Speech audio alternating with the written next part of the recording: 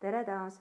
No banaan on ilmselt selline taim, keda esimese hooga ei valiks endale toataimeks, aga ma pean teile ütlema, et teda on tegelikult väga lihtne elus hoida ja ka väga lihtne noorendada, et selliseid ilusaid suuri lopsakaid rohelisi lehti saada. See taim on minuga olnud kindlasti rohkem kui 7 aastat ja olen teda siis viinud kevadel õue terassi peale, kus ta on siis uue kasvuhoo sisse saanud ja siis sügisel jälle sisse toonud. Ja just see sügisene sissetoomine näitab ära, et need seni kasvanud lehed lähevad selliseks närakaks.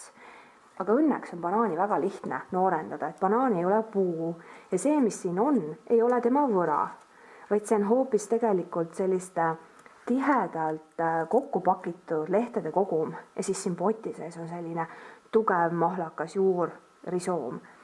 Ja banaani tegelikult on väga lihtne noorendada, et ma tegelikult lõikan igal aastal korra tagasi. Need lõiked siin ma olen teinud 3 nädalat tagasi, et ka selleks, et teile näidata, mis 3 nädalaga võib ühe banaaniga juhtuda, juba kooruvad siit ilusad suured lehed välja ja nüüd ma hakkan teda ka rohkem väetama. Kui teil sellist suurt tagasilõikust teha ei ole vaja, ehk siis kui ei ole tuule ja päikese käes need lehed katki läinud, siis võib tegelikult ära lõigata lihtsalt mõned sellised alumised lehed terava noaga.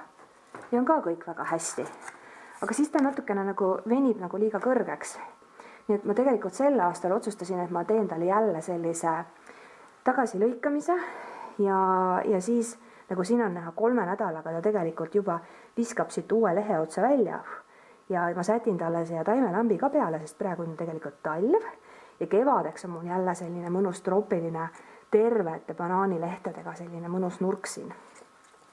Banaan tegelikult on ikkagi tohutult leplik, et kui tal ka on selliseid tingimuste muutusi või niimoodi, kas niiskuse temperatuuri suhtes, siis ta natuke põeb, aga nagu ma ütlesin, siis tegelikult on võimalik teda väga kergesti noorendada ja taimi tuleb julgeda lõigata.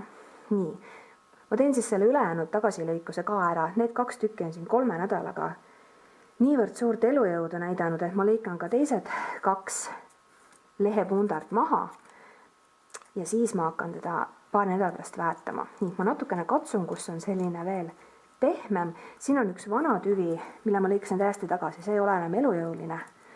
Aga ka peale sellist tagasilõikamist tegelikult tavaliselt on ka mõni uus võrse juurde tulnud. Nii, siit on natuke pehme ja siin mingit trikki ei olegi terava noaga. Ops. Ja siit hakkab siis natukese aja pärast hakkab siit tulema vett välja, sest ta on selline rohne taim. Ta on hästi leplik ka, ta on leppinud sellega, et ma panen talle vahepeal teisi lilli siia talle seltsi kasvama. Nii, ja selle teise ka, need, mis siin niimoodi maha kooruvad, need ongi siis eelmiste lehtede lehevarre jäänused. Natuke siit katsun, mida madalamalt ma selle lõike teen, seda kaunim see lõpuks hakkab välja nägema. Ja siis ma sätin siia peale ka paremini selle taimelambi ja hakkan teda toitma ja ilmselt hakkab mul tomatile sobivat väetist saama, see tundub kõige optimaalsem talle olema. Ja nüüd ega muud ei olegi.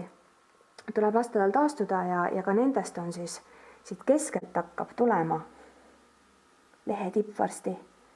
Ja kevadeks on mul jälle siin täielik troopika ja kuna mul on siin võimalus kasutada ka taimelampe, siis ma arvan, et see saab olema ainult väga hea.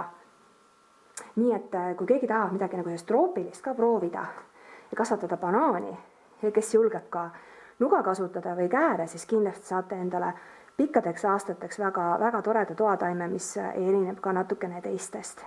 Ja üldse ei ole mõtet karta seda, et lõikata mõnikord tagasi, kui ta lehe lähevad inetuks, sellepärast et ei maksa oodata neid õisi, sest et ega need banaanid, mida müüakse meile dekoratiivsetena, ma võin teile kinnitada, et mingisugust maitseelamuste sealt ei saa.